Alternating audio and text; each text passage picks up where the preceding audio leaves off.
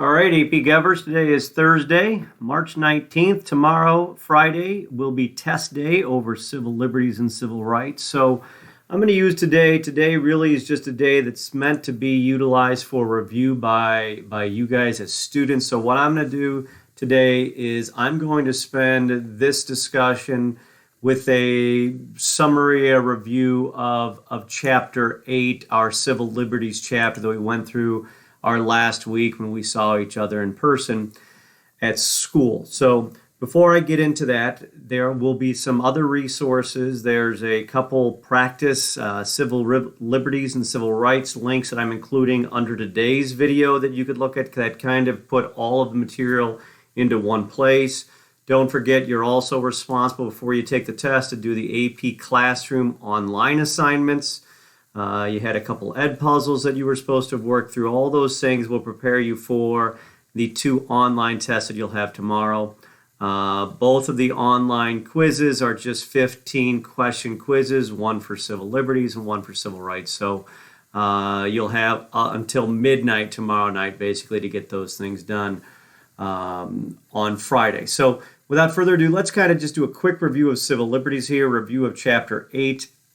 You've got other resources that you could take a look at if need be, but let me kind of walk you through what we did in the chapter.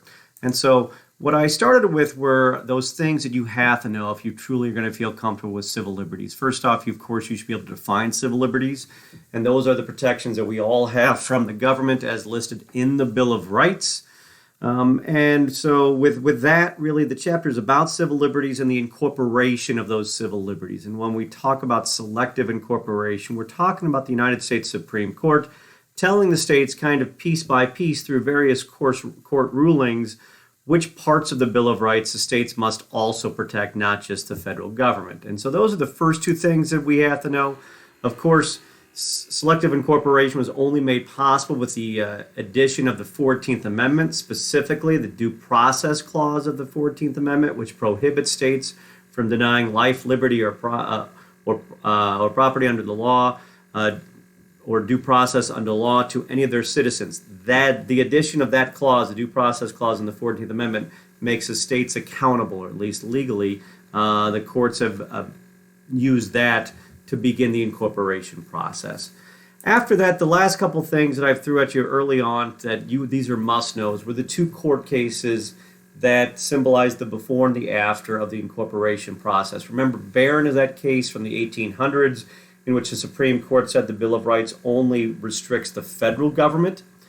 Gitlow was the case from the early 1900s in which the Supreme Court changed their mind, and with the application of the 14th Amendment's Due Process Clause, what they said in Gitlow for the first time was, with this case specifically, that states must start applying the freedom of speech and free press rights under the Bill of Rights. And so the subsequent cases that we looked at and talked about in the chapter were this continuation of the incorporation process. So as a just kind of a quick note, you can look at the slideshow if you want further, but you really have to know the different content of the different amendments from the Bill of Rights. You've got to know the 5th Amendment, what protections you get there, what protections you get under the 6th Amendment. You recognize that if somebody talks about all other rights, that it's a 9th Amendment issue. The protection from illegal search and seizure is a 4th Amendment issue. So take a moment in time and walk yourself through the Bill of Rights again if you feel a little bit uncomfortable with the Bill of Rights, because that's what incorporation is dealing with. And so the first types of cases that we dealt with were freedom of religion cases in Chapter 8 and incorporation, recognizing there are 2 types of freedom of religion protections, the first of which is free exercise. Free exercise protects you in your right to believe and or practice religion. Doesn't mean that, as the court has ruled, because we limit everything, that you can practice any type of religious activity you like. But we did learn a couple significant things from some court case rulings in regards to free exercise. And those 2 court cases were Wisconsin versus Yoder, in which the Amish kids and their parents were basically allowed to break the law under the protections of free exercise. The courts considered here that their actions were not harmful to society as a whole, did not harm the individuals involved, and so they let it happen. On the other side of this same coin, through different court cases, like the Employment Division versus Smith case from out west, the Supreme Court did not allow somebody to use their religious beliefs to do things like smoke peyote as employees of the state. They were still removed from their job, even though it was a legitimate part of their religious activities. The government didn't say they couldn't do that, but if they did, they would not have the right to hold the job that they had previously held. So free exercise has its limitations, and we can see that through the Smith case. When we talk about Establishment Clause, we're talking about now not individuals, but we're talking about the government and the entanglement of the government with religion. And so oftentimes when we think about the Establishment Clause, we think of the separation of church and state. And so there were a couple key cases that we highlighted here with the Establishment Clause. Where's that line? When does the government go too far? In Engel v. Vitale, they talked about public school setting. Because the government establishes public schools, there can be no organized prayer in public schools, and so we get that out of Engel v. Vitale. However, the Lemon test from the Lemon v. Kurtzman case, what that told us is that there are situations in which the Establishment Clause is not being violated when the federal government or other levels of government get involved with religious schools. And they came up with a few-pronged test with the Lemon test to say, okay, is this excessive entanglement? Does the money, if we're providing money, does that money promote religion itself, or is it for a non-secular purpose? And so there are certain circumstances in which the government might aid private schools as long as they are not really promoting one type of religion over others under the Establishment Clause. We moved on to other First Amendment items like free speech, free press, and freedom of assembly. And so what I've done is kind of broken down on this slide some things that we should think about as far as protections for free speech and some limitations the courts have stepped in. The court protects unpopular or controversial speech. Even sometimes if that's hate speech, those things are protected as long as they don't cross certain lines that we'll get to later. The court has told us in regards to press that there can be no prior restraint. You can't assume that somebody's going to do something illegal before they've done it. They've told us in regards to the New York Times versus the U.S. in that court case that the government can't just throw out national security at any time they want to prevent the press from printing materials that they don't want the public or others to see. And so those kind of things are protected. In addition to that, we saw in Tinker v. Des Moines that students don't give up all their free speech rights. Specifically, you don't give up your right to symbolic speech when you enter the schoolhouse doors. We know there are limitations to that, but it's a basic protection. And speaking of limitations, some of those limitations that we think about. If we think about Tinker again, we saw that in the school setting, the school can restrict your symbolic speech rights if they feel it's disruptive to the learning environment. Other situations in which the court has stepped in to restrict speech include cases of libel or slander. We learned in the Schenck v. U.S. case that speech can be restricted if it creates a clear and present danger, if your speech is encouraging people to break the law or potentially bringing harm to others. We know obscenity is not a protected form of speech because they told us that in Roth. Miller tried to create some criteria to help define what obscenity is, but it remains, subjective at times to try to define what it is, but we know it's not protected, as confusing as that might sound.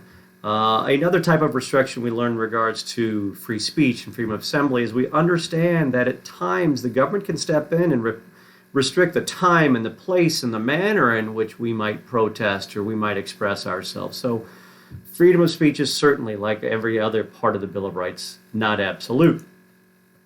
We looked at a couple different Second Amendment cases throughout the semester and some within this chapter itself.